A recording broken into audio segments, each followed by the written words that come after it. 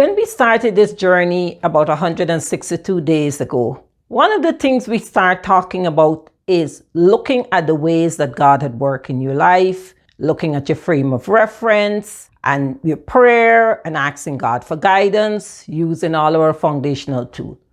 One of the things that could create a problem for us in that process is when we remain stuck in the past, or we're so scared and anticipating the future based upon the directions we got from God. And we could really miss out on the beauty, the power, and the blessings of now. So let's get started.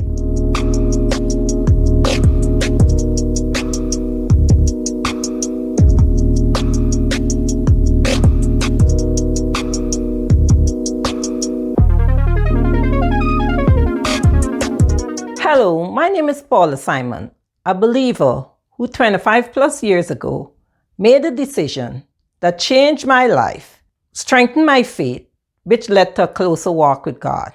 This is a platform that encourages all women to embrace changes one step at a time and to be more proactive in their lives. Guys, this week we will be looking at something that could really and truly hamper our bold walk. And it also would ultimately affect our relationship with God. That is not being present. You see, our Father, since the beginning of time, had created us to have a purpose and to be His foot soldiers on earth. And in that process, He has given us all that we need right now to do what we need to do. As we started this journey, we had some reflections and we looked back at our past, the ways God had worked in our lives. And in that process, things that might be responsible for us wanting to move or change will come up. And 99% of the times, it might not be something good. It's things that bring hurt, bring up old resentment and all those stuff. But the thing about it is that we cannot remain in the past, whether it was pain or joy. That was the past. The past delivered what it delivered, and it had a purpose. And as we go through this process now, we will realize what is the purpose. For us to grow, for us to learn something new about someone, for us to even learn something new about ourselves, part of the growing process. So we have to let the past go. We have the future.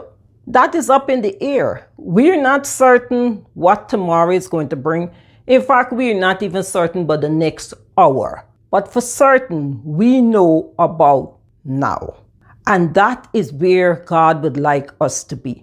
Whatever we learn from the past, not hold on to it and drag it here, but for us to use this golden opportunity, this privilege He gave us. Guys, I say it every time, is that if we are here still on earth, we're still breathing, we have our faculties, we could help each other, we're still productive as being wives or mothers or grandparents or friends and sisters and children, because some of us might still have our parents around. We still have a purpose. And that purpose God has for us is not what passed or what might happen in the future. That purpose is right now.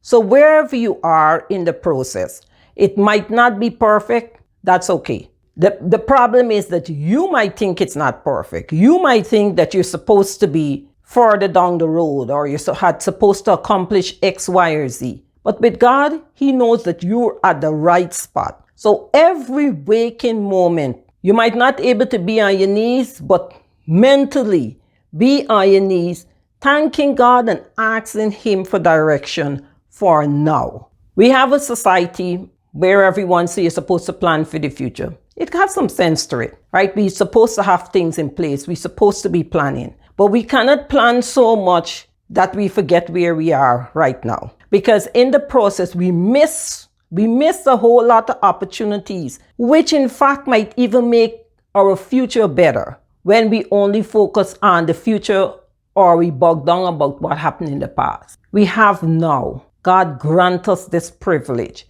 And we're approaching the end of 2020.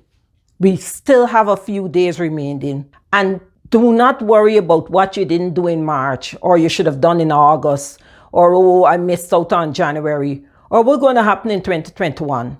You just focus on every moment God gives you now. And even when you're not certain about it, or when you're scared, He give you direction, you're scared. You just ask Him for the grace and the mercy for now.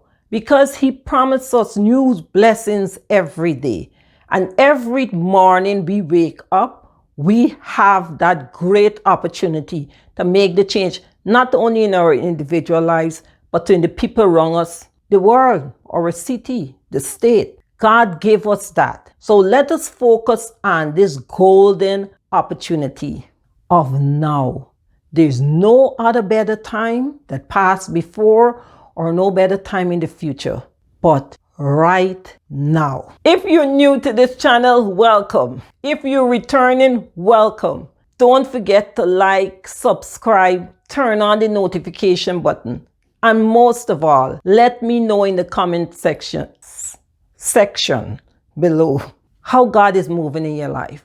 Which one of these videos were helpful? Which suggestion that you applied in your life? And if you had passed through this and you had grown, let us know how you were able to overcome some of the challenges that might be identified in the video.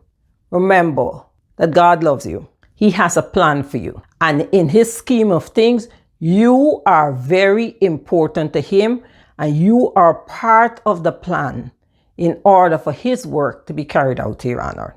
Guys, I would see you next Monday. Take care and God bless you. Bye.